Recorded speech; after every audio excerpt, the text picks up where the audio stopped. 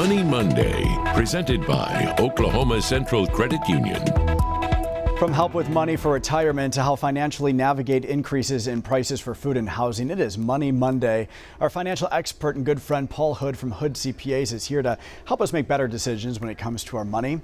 Last month, the Social Security's trustees issued a report warning of pending depletion of reserves.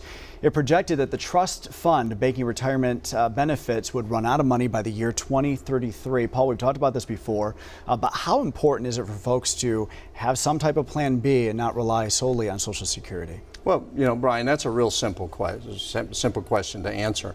Obviously, you never want to put your future in the hands of somebody else if you can help it. So, the old adage of short-term pain means long-term gain. And really, retirement doesn't take age, it takes money. So the power is that you live below your means and you save right now so that you can buy back your time in the future. Part of the problem, Brian, and I have been saying this for a long time, anytime the federal government gets involved, they mess things up. So part of the problem with the Social Security thing is we've had a lot of people, the government shut us down. I'm not going to argue whether it's valid or not valid for COVID, but they shut us down. So all of a sudden, people aren't working, they're not paying Social Security, and so it takes it back, it's a step back. So yeah, you should always provide for yourself. I wouldn't count on Social Security being there. If it is, yay, high five, and we'll determine that. What really matters is 5 years from retirement. But plan for yourself. And we do that all the time, to sit down and say, what cash flow are we going to need, and how much are we going to have, and how do we modify our current lifestyle to be able to buy back that time. All right, to groceries now. The country's biggest supermarket chain, Kroger, blaming inflation on increases in prices of groceries. The company says it has no choice but to pass that cost on to consumers.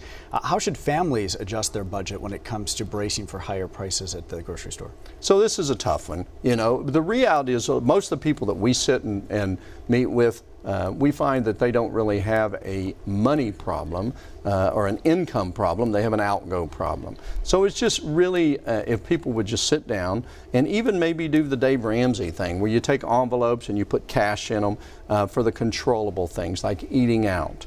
Those type of things. So most people are going to have to maybe slow down on eating out, budget more, be more, maybe buy generic type things instead of name brand. Most of the time they're white labeled and made by the name brand anyway.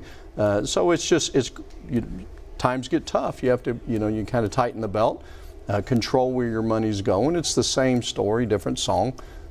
We just have to watch what we do. Hopefully it'll turn around. We don't know. Inflation is because a majority of it is because of two things. One, the government is printing money. So the dollar is devalued, so therefore things cost more. It takes more dollars to buy the thing. And then second, people just aren't working, so therefore supply is down. So supply versus demand, the demand is still there, the supply is down, so therefore things cost more for that as well. Yeah, groceries are up, rent is up as well. National rent median rose by more than 11%. With an increase in rent, should a renter look at the option of buying a house instead of continuing to rent? You and I were talking, my rent just went up almost $100 a month, the most ever for me. I've been renting since I was 18 years old. Yeah, same thing. We're kind of the victims of our government and the COVID and all the thing that's going on. So people weren't able, owners of properties weren't able to evict people. The best that they could do would go to their bank and say, hey, can you give me a break and suspend this? So they're all behind. A lot of the people that own rental property are behind because they couldn't enforce the contract of people renting. So it's a tough situation. So you should always look at buying. Buying means that you're actually gaining some ground. You're creating equity in the property, the payments you make every month. So you should always look at buying. The problem with buying is usually the down payment. Mm-hmm. If my rent goes up anymore, I'm going to have to move in with you and your family. Come on, come on. You got the room over there. We do, come on. All right, thanks, Paul. And if you have a financial question you'd like for us to talk about next week, please send your question to moneymondays@griffin.news.